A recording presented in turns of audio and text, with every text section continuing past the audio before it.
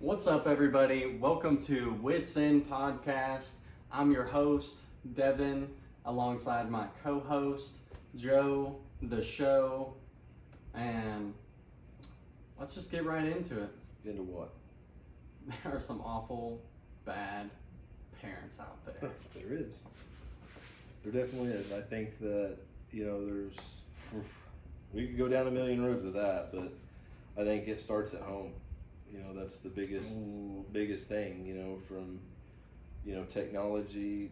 I guess to say there, start with technology. Look at phones. Look at the stuff that comes across these phones, and you say bad parenting. People could argue bad parenting or not, but it is a bad parent because they're not involved in the kid's life enough to even limit or restrict the stuff. We're not talking about 18, 19, 20-year-olds. We're talking like kindergartners carrying cell phones to school. 10-year-olds playing Fruit Ninja.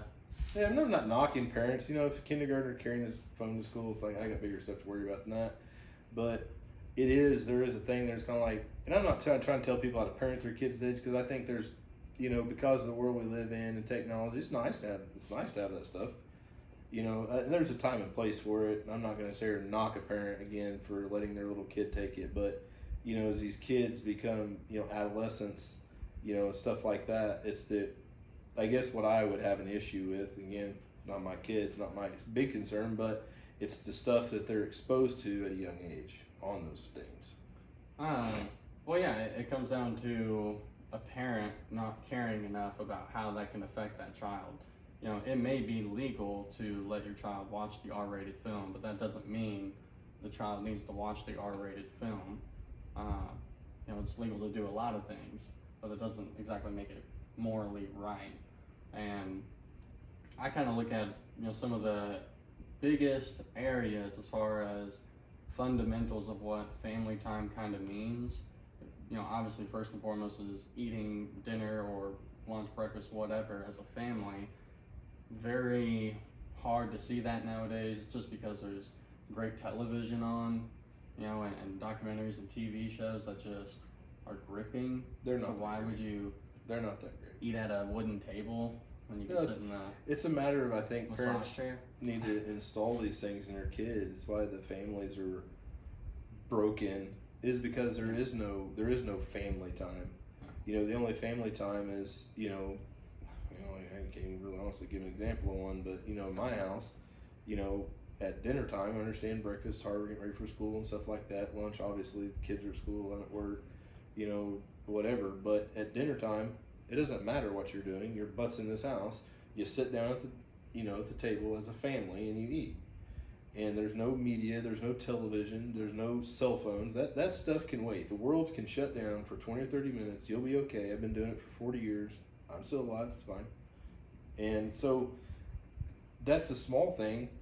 But if parents can't even control that and even have that, much less the other stuff that's coming through technology. I could say cell phones, I could say video games, there's a bunch of things there, but things through technology, if they can't even control their kids at a dinner table, my lands, I know they ain't controlling this other stuff, because there's all types of crap that's on TV that's just as bad as the stuff they're seeing. There's all types of subliminal messages. You look at some of this stuff that's on the TV. Well, my kid, they won't get in. Well, they buy into it. Hollywood puts this crap on here on purpose. It's not an accident.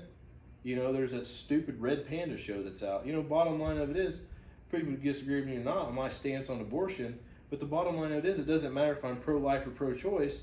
We don't need that crap pushing people's agendas on our little kids. And you're referring to, just to make sure I understand you correctly, you're referring to the part in that movie where, not part, but just kind of one of the general themes is that she's rebelling against her parents.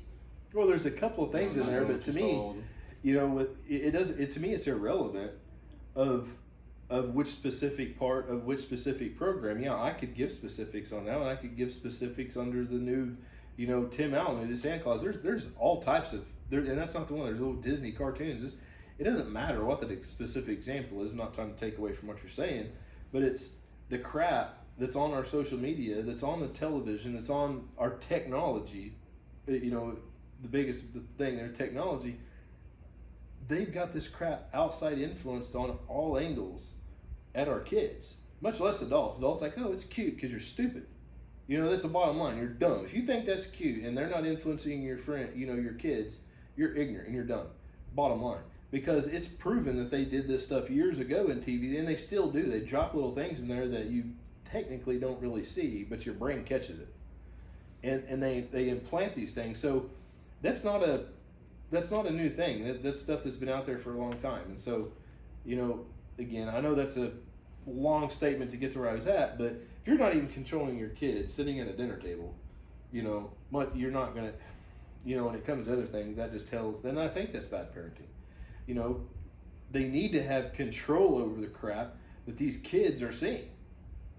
Well, I guess what I would kind of say to that specifically would be, as a parent, if you're giving your child a device or technology that is capable of doing advanced things, then you need to show them kind of the guidelines of how to use it. But especially in today's world, because it'd be one thing if it was just school fights and, you know, some pretty girl or jock football player highlights, you know, but it's really, I feel like what a lot of these kids are seeing nowadays is divisive content, you know, whether it's racist cops, you know, killing a minority, or corruption in the government, Republicans versus Democrats. And so at a young age, you know, like, they aren't even seeing real unity, that if you were to walk up to somebody, you would know immediately that there's a lot more in people that connects us than divides us, regardless of whether you may disagree on abortion or gay rights, Republican or Democrat. You know, you can disagree on all of those things, but we can both agree that people should have good quality of life, have the ability to raise a family, you know, live in a home of their own, maybe drive a nice car or own a business. You know, people should be allowed to have those opportunities. And in that, I think a lot of people can agree with those kind of statements more so than, I hate this person because they like Joe Biden or Donald Trump. You know, all social media does, yeah, but you're kind of long-winded there, to be honest with you. The social media influences pretty much everything you said. Yeah. And the thing of it is, with social media technology, is there's a big percentage of people that will hide behind social media. They're different people. There's people have split personalities in today's society. Yeah. You've got the real person, and then you have this person that's hides behind Facebook, Instagram, you know, whatever. Instagram not so much, but these other ones where they can blast people, you know. But if they were face to face, they wouldn't do that. You know, they're going to cower down, you know, or they're going to keep their mouth shut, which a lot of times is probably the best case scenario, you know. And I understand having a voice, but there shouldn't be anything in the world that if you don't have the balls to say to somebody's face, then keep your mouth shut and don't be saying it on the internet. You know, to kind of piggyback off of that point too, I remember watching Catfish whenever I was in high school and being blown away by, like, the cover-ups and fake profiles that people would create to waste people's lives. But I don't know, I'm sure it still is a relevant show to some degree, but not like it was. And I feel like that's because everyone kind of acknowledges that there is two different realities, and that, you know, you could look this way, but then after you apply some filters and pose with a couple other people, you know, all of a sudden you're a completely different person. And that can be good in some ways until the tide kind of turns eventually, like it does on everyone, and you have to face trial and tribulation and real adversity. Yeah, that crap happens all the time. Good point, because you get on the internet, and I'll tell you what happened. And I can't vouch for everybody, male or female, either way, but they got these Facebook profiles, Instagram profiles, and like, man, that person looks good. And then you meet them in real life, and I'm like, yeah, what in the heck? They look like a catfish. It's like, you know, I'm not saying they switched to male or female or something else, but I'm like, that's a lot of makeup. Yeah. I mean, it's like, and it's the same person and it's fake. So I mean, it's bad. But what you're saying with that is, you know, that's the thing. You can take these social media things, you can make almost like a new identity. And the thing of it is with kids, because, you know, bad parenting, I guess per se, with kids, that's the stuff they're exposed to. and it's almost like they idolize it, like they look up to it, because that's what's in society. I'm not trying to rehash other things we've talked about necessarily today, but you look at some of the gay pride movements, the BLM movements and all this stuff. Most of those people don't care. They don't really have a voice in it to begin with. But now since it's on social media, they got to have a voice all of a sudden. Those people sit in their freaking house. They don't do nothing. They don't care about the black community. They don't care about the Asian community or any other community. But now that it's on social media and there's all of a sudden a bigger cause, they want to jump on that bandwagon. Take them off social media, they don't care. And it's the same thing with the LGBTQ community. They only care when it benefits them to have a voice all of a sudden and bash people through that. But now you can go to these events, stuff like that, those people ain't there. If that was the case, there would be thousands and hundreds of thousands of people at these things. They don't care. They only use it for the clout and stuff or whatever off, the famous, whatever word you want to throw in there, the attention, which I think is the younger generation's attention, is because they're not getting the attention from home, from their parents. Well, and not to stray too far off of the topic of bad parents, but you were talking about doing things basically for attention because it's popular, and I was hearing about a news story that with the World Cup that's going on in Qatar or whatever, the FIFA World Cup, that there was 6 European international soccer teams. Because right now the big thing is gays, you aren't allowed to show love and support for gay people. You can't have the gay flag or any kind of LGBTQ material on you whenever you enter it. Like they had someone remove their collar, like the little tag on their collar, because it was a rainbow, even though nobody could see it, just to show you how far they're willing to take it. Mm-hmm. Anywho, so they made a post about it. Hey, we're showing our support. There's a little armband that said "One Love," and the FIFA World Cup people, the rules and regulators said, nah, you can't do that. If you do, you're going to get issued a yellow card or whatever. So they decided not to wear it. And so it was kind of, to me, it showed immediately the kind of disparity of, I want to signal to the world that, look at me, I'm wearing an armband to support gay people, until it actually affects them and their performance and what they're capable of doing. Basically, real sacrifice, like you're talking about, and then they want to, nah, I'm not in it. You see what I'm saying? No. No. No, I mean, I do. The kid, we're specifically targeting, we're talking about bad parents.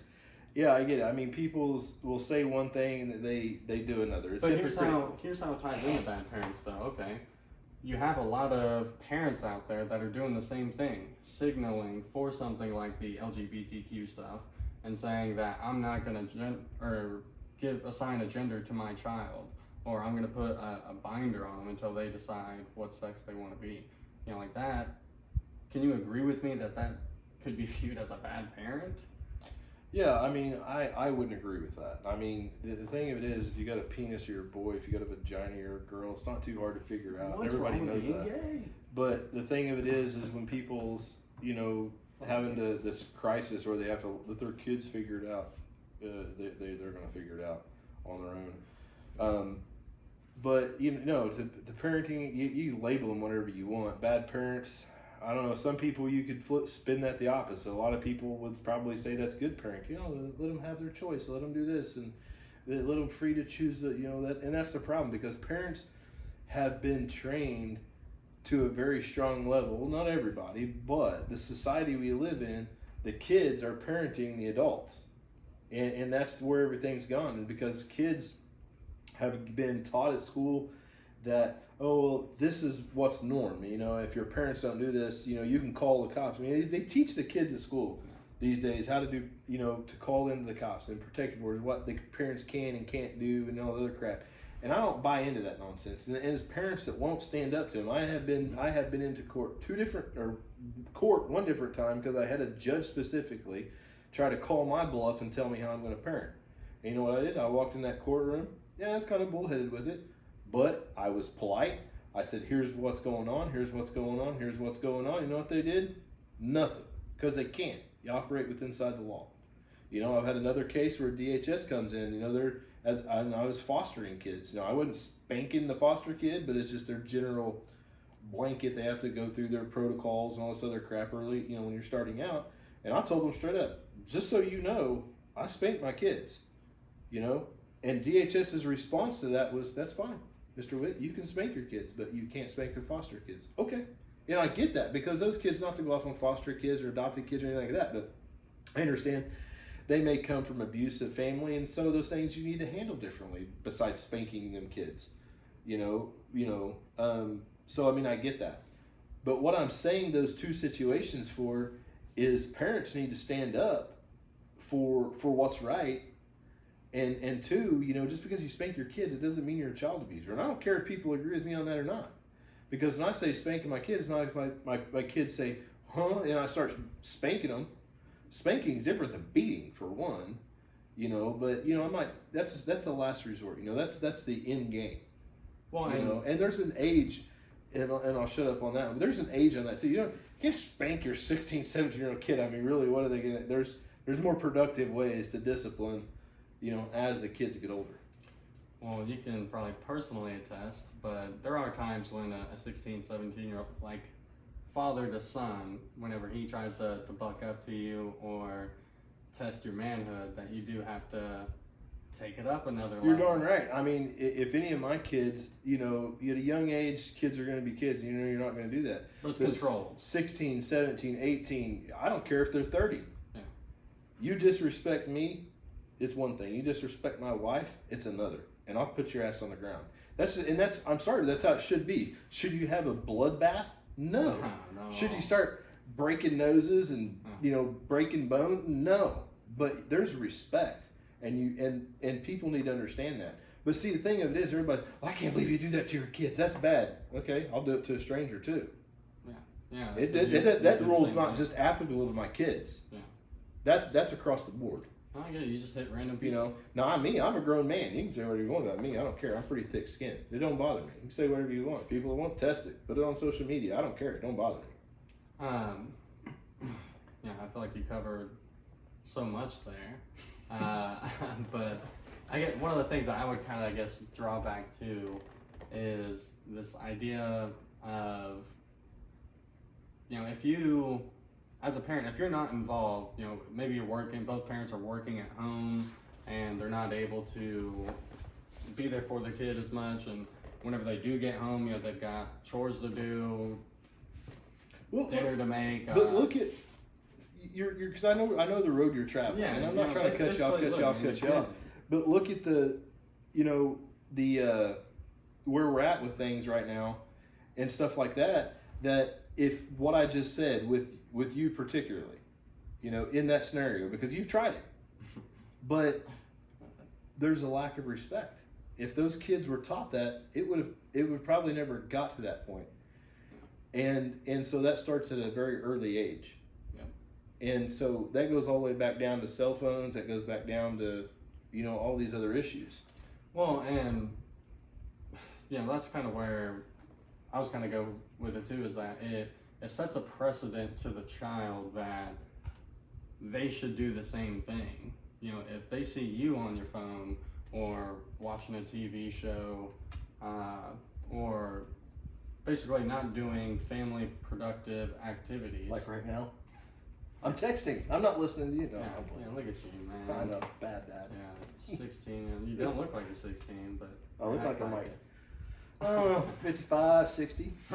But anywho, no, to me, there's a level of, as a parent in that grinding mode, you still have to understand what you're grinding for. And I feel like that's where a lot of parents go wrong, is that they kind of become neglectful parents who are focusing on themselves, their careers, or their own lives, so much so that they're forgetting that they have to create a solid foundation for the child that they created.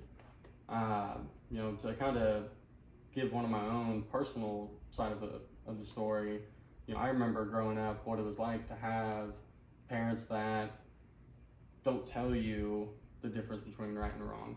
Yeah, they'll put on a good show in front of the law enforcement officer who's bringing you back for breaking the law, but after that, it's right back to do what you want when you want. And the problem with that is that you don't ever say it out loud, but as a kid, you crave some type of authority or someone to teach you how to get better. You know, because whenever you are breaking the law, for the most part, unless you're just a psychopath or you're suffering from social disorders because you weren't being raised properly, sorry, you kind of get to a point where, shoot, I kind of blanked there. Well, I mean, the kids, the kids want attention. Adults want attention. I mean, I've already said that with other stuff, too, with social media. They're striving for attention. They're hungry for it, and the kids are getting where you can. And, even take it deeper into social media, that's why these kids are plugging in. It's why adults plug into it, because they feel like they need outside attention. I've got thousands of people on social media. I don't even know probably about 100 of them. And maybe more, maybe less, but people want the attention. And so there is proven, stuff out there that there's dopamine, really, all these other things that people get aroused out of it for I got 100 likes, I got 1,000, whatever. And so or it's that attention. Hot girl like, and so, or the job, whatever. What you were saying, in regards to, people get in trouble with the law, just for an example, I know there's bigger picture there is what you're trying to say, but yeah, so if they're not getting the attention at home, they go out, they get in trouble, do whatever. Even if it's negative attention, people still feed off that. Yeah. And so if they repeat that event to some degree, not everybody, but to some level, there's people that will repeat that negative thing just so they can get that attention. Mm-hmm. Well, no, you definitely see it a lot with kids that don't get any kind of positive feedback from their parents. Or not even so much positive feedback, because you can have a parent that tells you you're great, but then you go to the tryouts and you realize really fast that you're not great at all, and you actually suck. So there's a level of your parents can lie to you and make you think that you're something that you're not. Well, a good parent, you're not going to tell your kids, hey, you suck at basketball, you need to stop. Although it's what I did. It works, I think, every kid. I'm serious. I mean, you were there. I mean, it wasn't quite so blunt, but, like, this is not your thing. You don't know how to play. You're so far behind. Now, people need to understand, we're talking a junior, senior in high school starting out. You're going to get left behind. You don't know nothing. You're gonna be benched a lot. So that conversation needs to be had. Now, am I the perfect parent? No, not going to claim that I am, but I'm real. I'm going to explain to you what it is. The reasons why. But a good parent, if their kids are horrible at that thing, they need to approach that with a fair amount of love and caution. But, show your kids, not push your kids, but show your kids other things that they are good at, that they can excel at. Yeah. So they can actually, excel in those things, so they're not having to show up to these stupid little games where everybody gets a trophy. And that's what it is. I mean, I've coached before, and that's kind of, to some degree, is what that scenario was. Like, everybody's a winner at this. No, they're not. However, I don't agree with that everybody's a winner type attitude. Whenever I coached, I played, I didn't care if we won, didn't care if we lost. And I told the parents that from day one. If you don't like it, take them off the team, because I'm not the guy for you. But that's what parents need to realize. It is a competitive world, but guess what? You don't have to win at everything. It's okay to get beat down a little bit in some of these things, not physically, but get tore down a little bit. It's okay to lose, and you learn from your mistakes. And we don't, because you have parents that come in and want to kiss their kid's butt, and they can do no wrong, and they learn nothing productive in their life, but also to society, because they've had a mom and daddy that holds their freaking hand every time and never freaking lets them experience the pain. Well, it kind of goes deeper than that too. Number one, I feel like what you're saying is that you have to put effort into understanding your child, who they are, because you could have twins and they could be two completely different people, personality-wise. So I do think that's one of the coolest things about humans, is that we are all different. None of us are exactly the same, which is unique. But beyond that, to kind of get back to that effort point, you're talking about having to take the time to understand who they are and what they could be good at, and then exposing them to it. And to me, that kind of defeats the purpose of boarding schools, summer camps, all these things that parents are sending their kids off to go and do, rather than take the time to get to know them themselves. Well, that's what it is. I mean, You know, if and what you say, is the social media. We talked about, just something simple as sitting at the dinner table. It's the same thing. It's like, oh, we'll send them to this. We'll let somebody else parent my kid. Yeah. That's the problem. You're letting society parent your kid. You send them to some freaking camp, whatever that camp may be. Yeah. That's what your kid's going to get taught. Our public school systems are already corrupt as they are, as far as I'm concerned, with the garbage and filth that comes out of some of the teachers, not all, that is in the libraries, I'm not trying to rehash other things that we've discussed, but this stuff is out there. Our society has our kids roughly 8 to 9 hours a day minimum. Yeah. And parents have, we'll say, in a ballpark, the school system has our kids from 8 to 3, 8 to 4, somewhere in that ballpark. And so most parents say get home at 5. They're bed by 9 or 10 for the most part. You got 4 hours with your kids. Yeah. So the school already has double the amount that the parents do. So that means the parent has, if they're getting taught negative stuff, which they are, the parent is having to go and do double the work to counter the nonsense that society is feeding our kids. So it's no wonder why some of these kids are jumping on these bandwagons. No, this is okay. Parents haven't taken them to church. And I'm not trying to sit here and say that people have to go down the road of religion. However, I think that there's some discipline, there's structure, there's some things in there that I would advocate that are beneficial.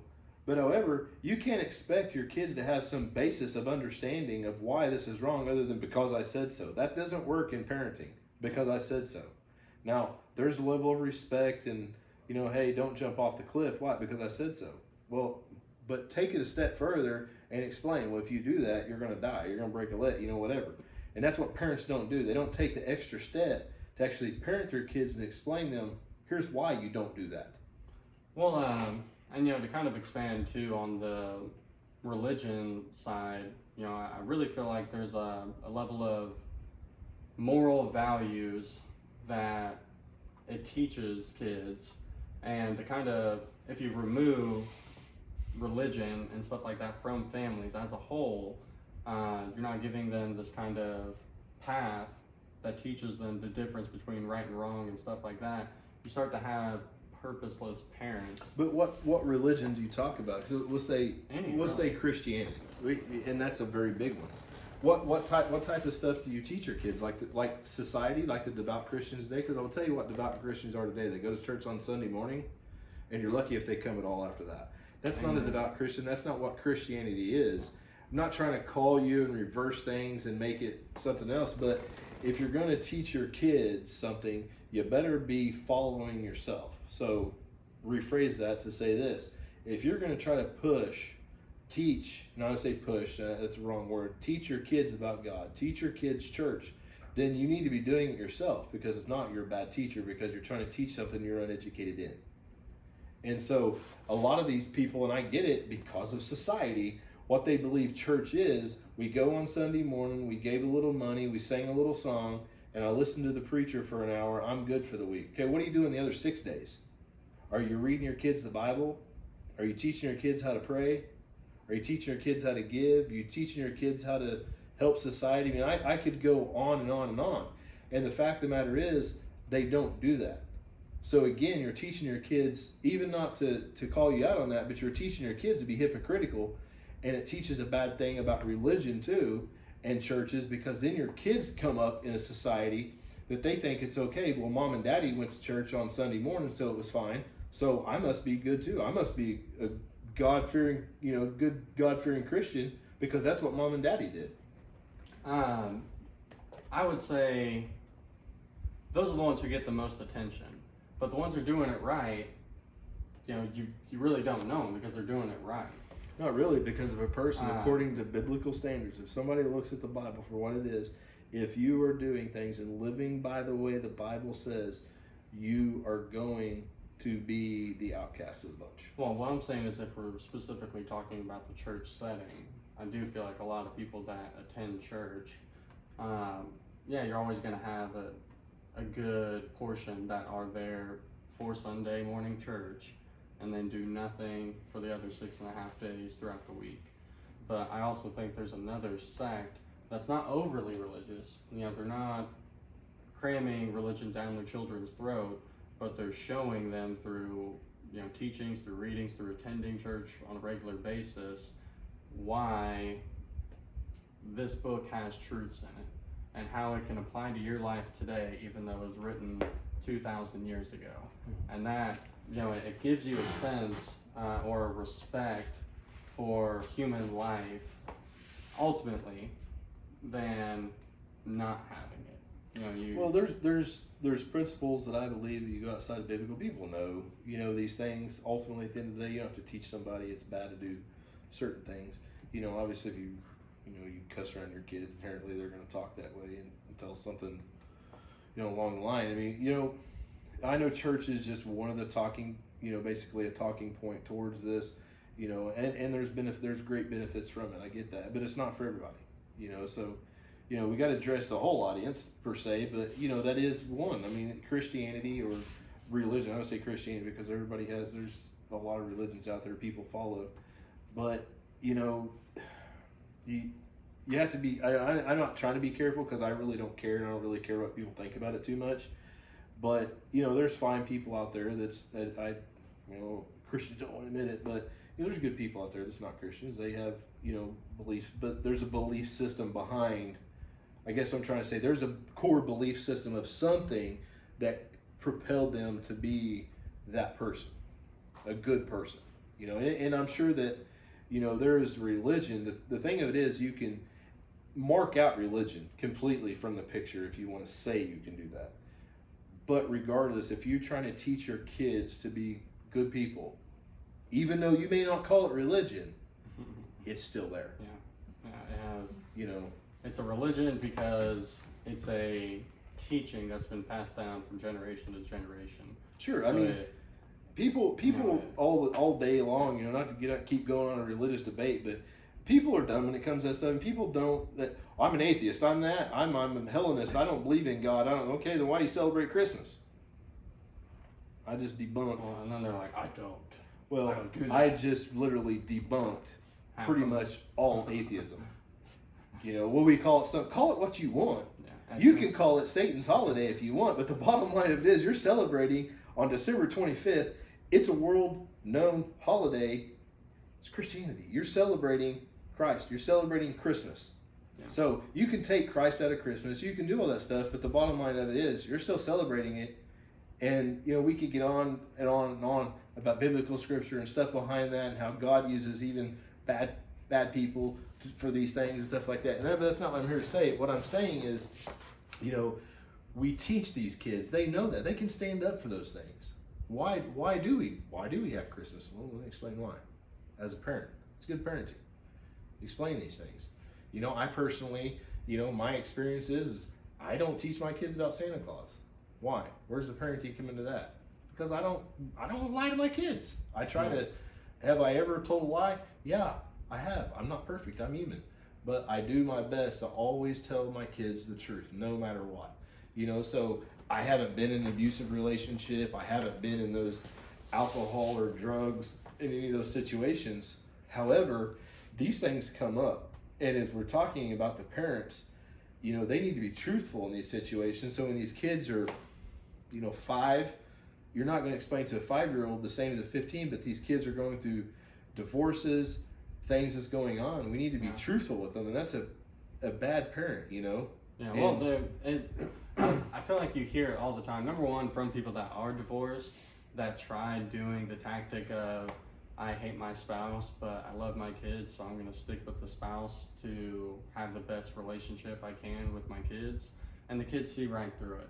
And it's because there's an energy level, I feel like, that comes with love and loving your spouse. And if you don't have it, people pick up on it. Yeah, I mean, and kids will hold resentment for that later on to some degree. I mean, I've seen it. I personally haven't had it happen in my life. Mom and dad are still alive. Mom and dad still married. Have been for years and years. Only been married once, and same thing for myself. But I have fostered a ton of kids, and I have seen the effects of it. I've helped counsel people in these areas. I've helped numerous people through divorces, and the kids have resentment towards that. Even that little thing about, well, how come dad did this, and then they get lied to by mom for years. And then they get up old enough and they're like, oh, dad actually wasn't that person, or vice versa. You know, and then what that parent fought so long to hold on to try to keep that kid in their life, which typically in this society is leverage. You know, that's a piece of crap parent as far as I'm concerned right there, is people that use their kids as leverage. Yeah. You know, I mean, that's a whole, it's not, it fits right into this, it really does. Because, and it's not just women, it's men too. They do it both ways. Is it predominantly, I think, more women? Sure. I think it is. In today's world, yeah. You know, women have, I think, a lot more rights to some degree in the courts, and just from based experience. Yeah, it's but totally those tides are changing. Yeah. You know, and the courts are starting to recognize these things now. I mean, and I think that, not to take away from women and not to put on men or back and forth. I mean, come on, you're breastfeeding your kid, kind of hard for a guy to do that. Yeah. However, those tides have changed because now you can buy that stuff. Yeah, you can get this stuff, you know, I wouldn't just get it off Craigslist. However, this stuff's out there. It's coming a lot easier and stuff like that. So what it was, you know, 20 years ago, 30 years ago, stuff like that, that's not where we're at. And so that card hardly can't get played anymore. You know, and there's some states, I think, or some counties in states that are worse than others. We don't live in one. I think they're pretty fair. Don't agree with all the judges. I don't agree with all the stuff. However, you know, when these parents get into divorce, well, I don't like so-and-so, I don't like so-and-so, okay, that's fine. You know, I don't agree with divorces either, but there's a time and place. Yeah. Don't drag your kids into it. Don't use your kids as a leverage point against their dad, because the bottom line of it is, and I don't care if women like it, and I don't care if guys like what I got to say about it or not, it took two to tango, it took two to get there. Yeah. That guy has just as much equal rights to that kid as that woman does, and vice versa. And women and men need to quit using their kids as hostages in court, and they need to quit using their kids as hostages in life too, and let them be kids. Let them play in the dirt. Let them play on the slides. Let them do the things that kids should enjoy, and quit abusing your kids psychologically as piece of crap parents and leveraging them with just like, it's like you're holding your kids hostage. What you're basically doing in that scenario is you're putting a gun to the other person's head and say, you'll do what I want, and if you don't, you'll never see your kid. That is exactly the same crap that is coming out of this society that we live in. Well, yeah, and I feel like to kind of take it a step further too, whenever you're talking about women and them withholding that relationship from their father, there's also kind of the flip side to that though, of sometimes the woman is like begging the man to have more of a relationship with their child, and you got a piece of crap dad who's just too busy. You know, he's working or being a piece of crap. And so there is that delicate balance, I feel like, especially if you're talking court system, of giving people the power and leverage that they need, but also being fair and trying to discern, is this person weaponizing the child, or well, that's two different scenarios. You're trying to almost, the way you word that, you're almost trying to put one into the other casually, and that's not what I'm doing. There's a distinct difference between somebody that wants to be a parent and somebody that is obligated to other stuff because they're not prioritizing, and what I would say being a bad parent, not prioritizing the obligations. Bottom line of it is, you had sex with that person, you made a kid, whether you like it or not, man up, or woman up, either way. And so the person is, well, I've got a lot of work, I've got this and that. Okay, what's your priority? To your kids? Okay, it's not your kids, it's child abuse. It's neglect. But bottom line, I would say child abuse, but it's neglect, because your kids are first.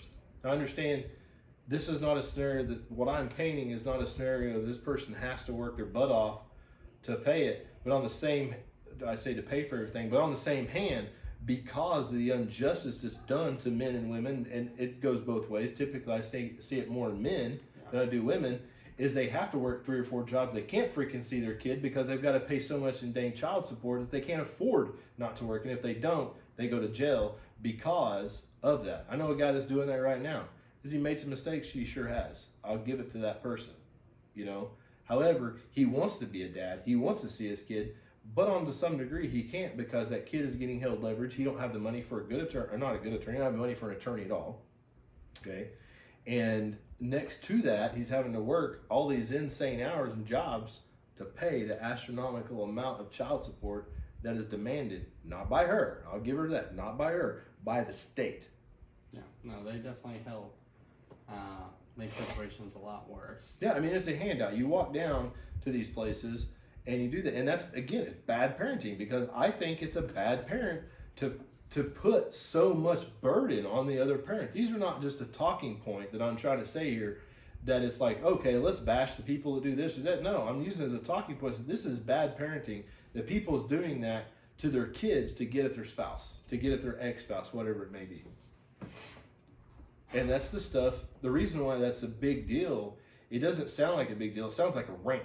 But the problem is, that's what you're teaching your kids.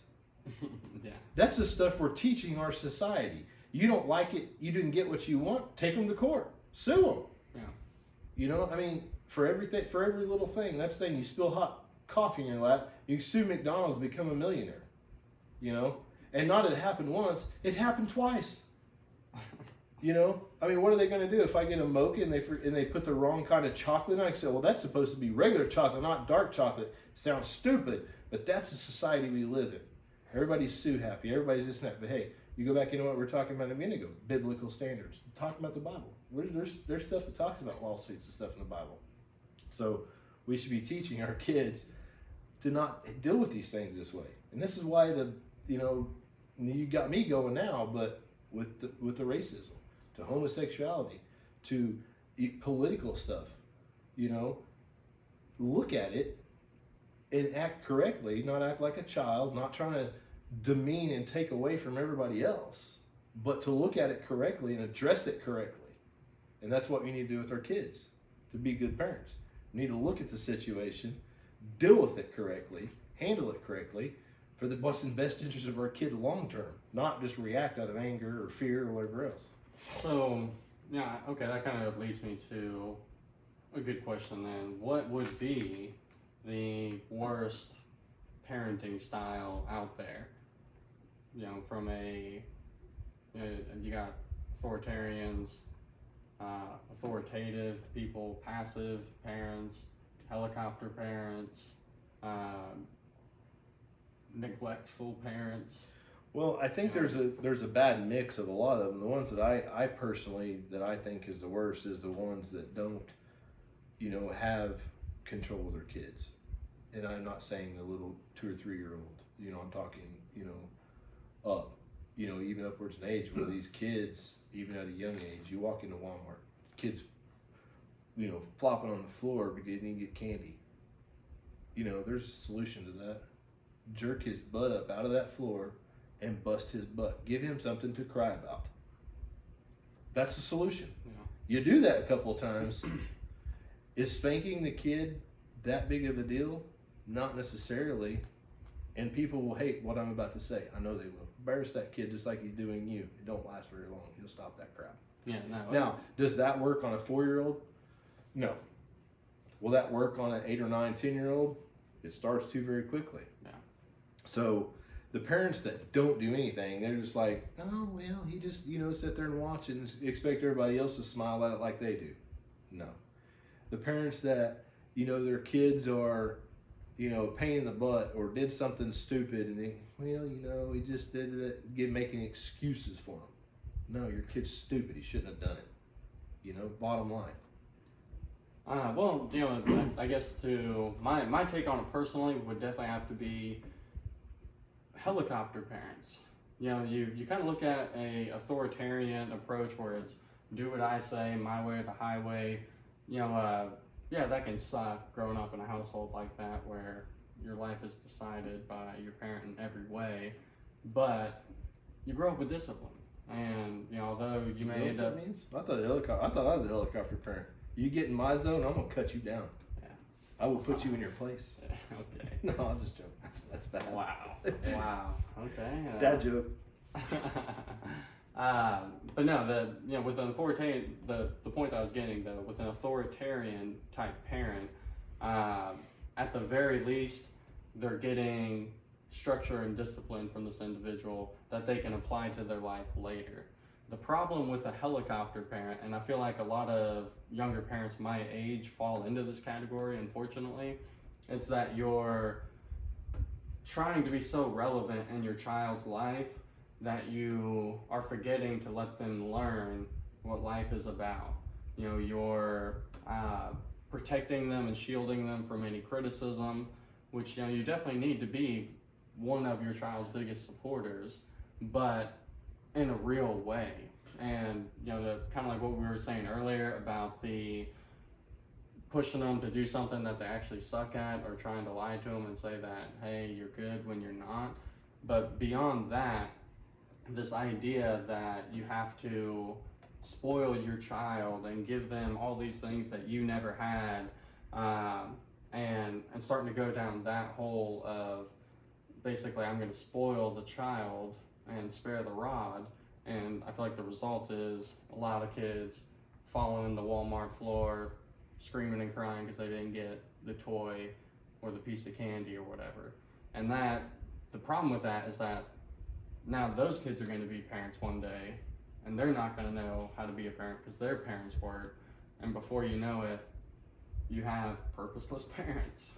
So well, it's a very fast slope as far as, or slippery slope as far as morals and values and how quickly they can degrade just by you overprotecting your child from adversity, learning, and growing, and trying to help them. With being hurt and learning from mistakes, you gain wisdom. And that's the benefit of letting your kids fail to a degree. You know, your kids make a bad choice and they're late for school requires different parenting techniques than a kid deciding to drink and drive. You know, and so you can't. Can you talk to them about it in a different way? Yes, but when a kid drinks and drive, how do you handle it? Spanking them, beating them? No, that's not gonna work. But you've got to address that more firm, more different, to get them to understand the severity of it. So, one, you know, the kids need to be able to fail a little bit, and it's good for them to do that. You know, and parents need to quit pushing their agendas on kids, like we were talking about with sports and stuff. You know, it's a big one. You know, these kids are running around playing 2 or 3 sports all the time. Are they really because they like it, or are they trying to chase off what daddy? I'd probably say men more than women. Men, I don't think women are like, I gotta push them. You know, there's people out there. Anytime my kid picks up a ball, I'm like, come on. I mean, let them make that choice, you know, on their own. Not you push this stuff so far down their throat where they feel obligated to do it. And because these kids, there's a lot of kids that do this stuff, and some of them's good at it, but they do it because of obligation, and they feel bad if they tell their mom and daddy no. And it's not, you know, daddy's 5 foot, you know, 5'5" and 100 pounds soaking wet. Dude, you're not playing defensive line for a crap. Bottom line. So quit trying to push your agenda off on your kids because, you know, mama gave him the right genes and now he's 6'2", 250 pounds. You know, yeah, he might be built for that, but that doesn't mean that is what they want to do. Right. You know, and so, and a lot of those things, but that goes past that too. That sounds so simple when you're talking about 5, 6, 7, 8, you know, even teenagers, young adults. But that's the same crap that happens to college kids. You know, you're going to college kid, well, they're going to be an attorney, they got to be a lawyer, they got to let them figure their life out. You know, my kids, you know, people call me bad parents. I'm like, I don't care what you go to college for, just go to college. You know, get your degree. Be independent, be able to take care of yourself. That's my goal. I don't want my kids living with me until they're 40, 50 years old or whatever. They need to be able to be independent and not rely on another man or woman to take care of them.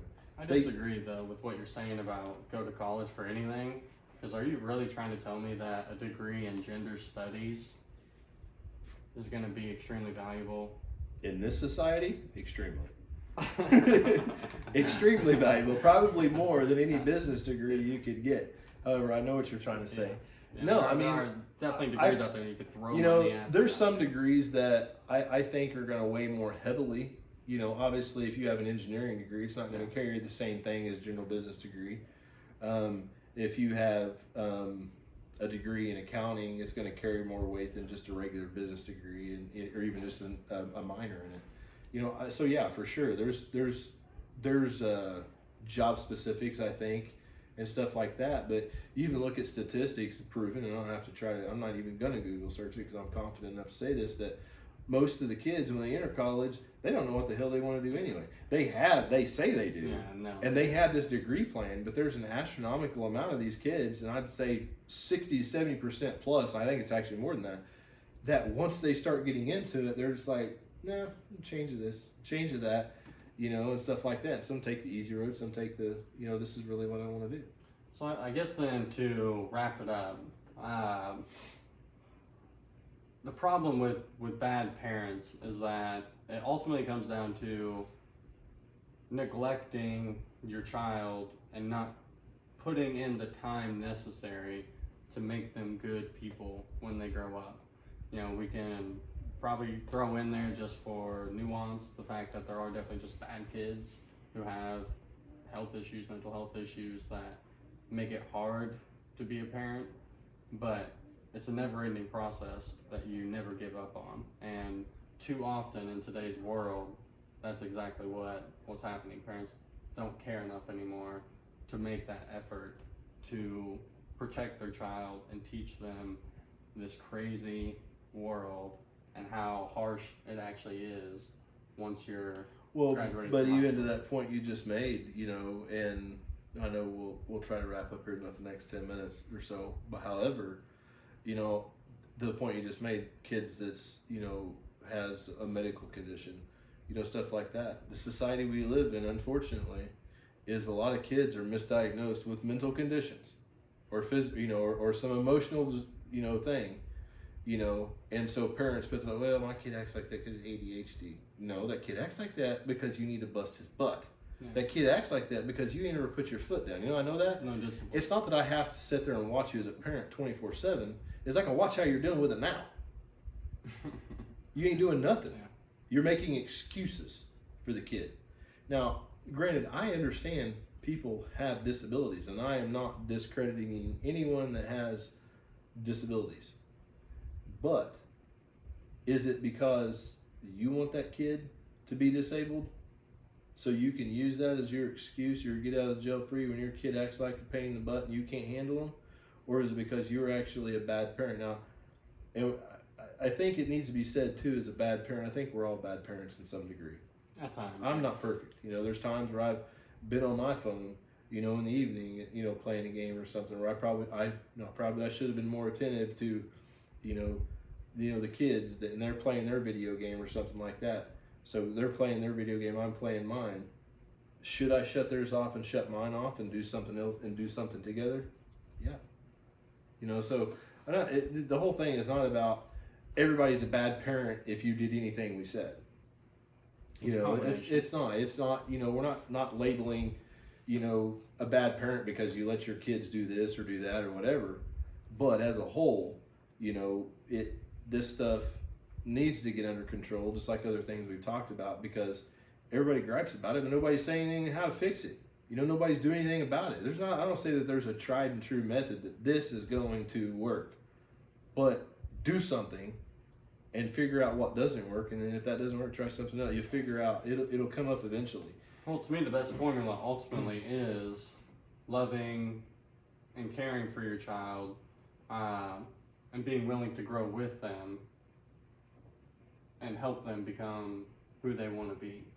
I agree. I mean, of all the kids that I fostered, and that I took care of over the years, from little kids, all the way up to teenagers, most of them didn't need spanked. They didn't need, beat. They didn't need that.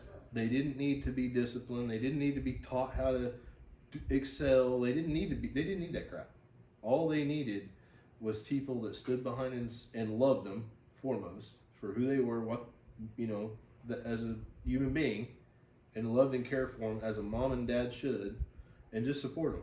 And if you do that to and I say those kids, and I'm referring, I don't mean that in a negative way. I got to watch my pronouns these days, But in the foster kids I've dealt with, that's all they need. They just needed some structure. They needed to be loved and cared for. And most all of them that I took care of, they succeeded in life. Have people made mistakes? Yeah, but there's not any foster kid out there that I can think of off the top of my head that's made probably any more dumber or worse mistakes than I made. So that might be a rarity. But I think that as a rule of thumb, that's what everybody wants. You know, even I've not had to deal with that crap in my life. But, you know, we just want to be loved. We want to be cared for. And if you do that to a person in general, they're going to feel better about themselves. They're going to be a better person for it. Well, and the important thing is too, no matter what, just be willing to be better. You know, as a parent, that's probably one of the other best things that you can teach your kid. So it's not always about the mistake itself as much as it is how you learn from it and how you teach that to your child. So hopefully they don't have to make those same mistakes. I think that's probably the best way to end this show, just because how many times have you heard an older person say that? I'm just trying to save you from making the same mistake I did. Yeah, don't walk down the same road I did. Yeah. I've been there, done that. So, either way, good topic, good discussion, and we'll see you guys next week.